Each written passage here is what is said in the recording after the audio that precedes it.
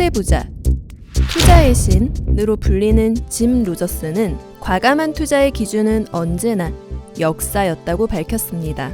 역사를 통해 돈은 어떻게 움직이는가를 배웠고 역사에 입각해 세계가 어떻게 변할 것인가를 예측해 남들보다 빠르게 다른 시각으로 투자하였습니다.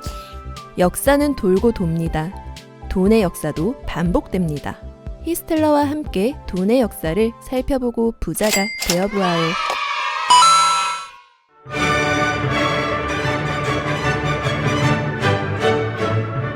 16세기 유럽 국가들은 당시 금값이었던 후추를 수입하기 위해 후추 수출국인 인도에 니침 내침을 바르고 있었습니다. 영국은 엘리자베스 1세가 예뻐한 해적왕 드레이크를 필두로 바이킹의 DNA를 장착한 영국인답게 해상에서 약탈과 도적질을 일삼고 있었습니다. 이때 아시아와 정식으로 무역을 하는 기업을 설립하고 출항한 네덜란드에 비교하면 영국은 남의 무역선에 빨대 꽂은 모기 같았습니다.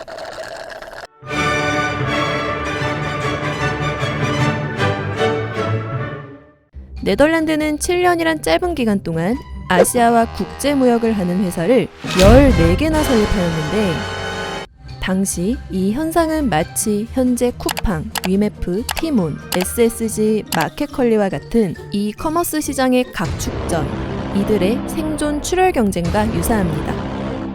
네덜란드 기업들은 인도양 선단을 파견하여 후추와 향료를 수입한 뒤 판매하였는데 많은 수의 기업들이 동시에 현지 무역시장에서 후추와 향료를 매입하니 구매 비용은 비싸고 많은 물량이 본국에 풀리니 기업들 입장에서 판매 가격은 손해였습니다.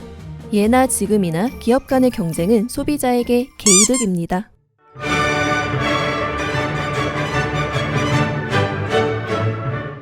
네덜란드 회사끼리 경쟁하는 것도 빡센데 포르투갈과 영국도 이 시장에 뛰어들겠다며 몸풀고 있었습니다.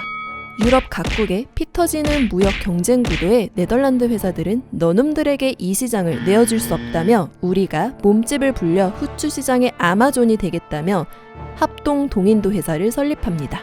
당시 이 기업은 650만 길더의 자본금을 모은 세계 최초의 주식회사가 되겠습니다. 1799년까지 약 200년간 존속한 해상기업으로 출자는 10년 동안 고정되어 있었고 이 기간 동안 주주 탈퇴도 허용되지 않았습니다.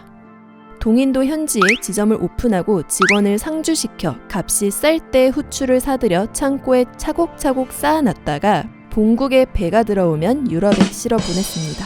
네덜란드의 합동 동인도 주식회사는 근대적 성격의 주식회사로 평가되는데 주주의 책임이 개인의 신용과 재산에 영향을 미치지 않은 유한 책임제였고 출자한 주권만큼 회사에 영향력을 미치는 형태였습니다.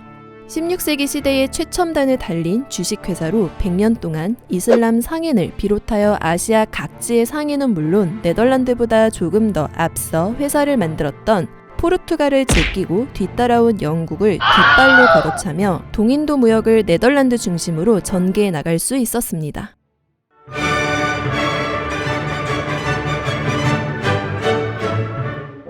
1600년 12월 말 똑똑한 꾀순이 엘리자베스 1세는 영국 동인도 회사를 법인으로 인정하는 특허장을 발급하였습니다. 3년 뒤 영국 선단은 103만 파운드의 후추를 싣고 돌아왔는데 당시 영국 후추 소비량은 약 25만 파운드였습니다. 따라서 남은 막대한 양의 후추는 다른 유럽 각지로 수출됩니다. 이에 후추 가격도 덩달아 내려갔는데 영국 동인도 회사 설립 이전에는 1파운드에 3실링이었던 후추가 이후 반값 행진을 이룹니다.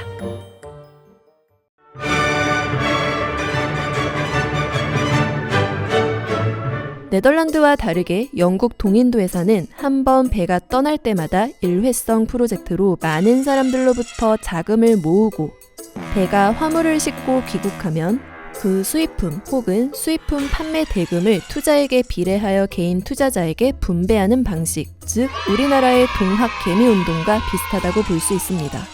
매 항해 때마다 원금과 수익금을 합친 일체를 개인 투자자에게 배분했는데 만약 배가 무사히 귀환하지 못하면 배당금은 공중분해. 지하층에 존재했던 원유 선물거래 사건이 떠올.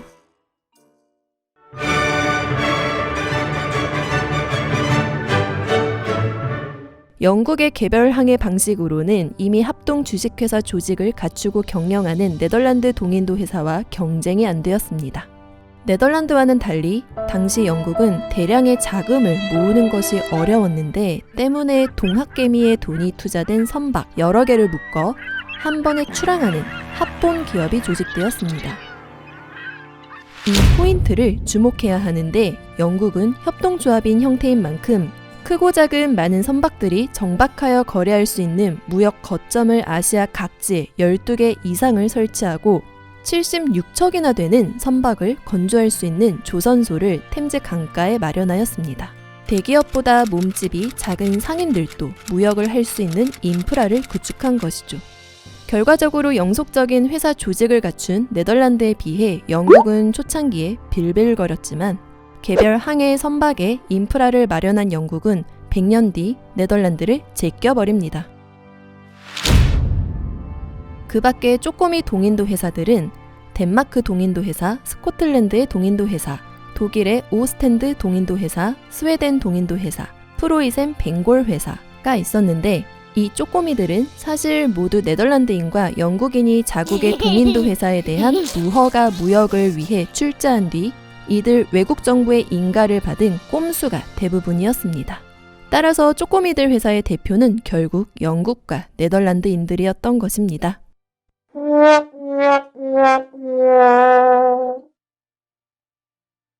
갑자기 궁금해지는데 저 시기 200년 동안 합동 주식회사를 경영하고 산업화의 길로 질주하고 있을 때 조선은 뭐 하고 있었을까?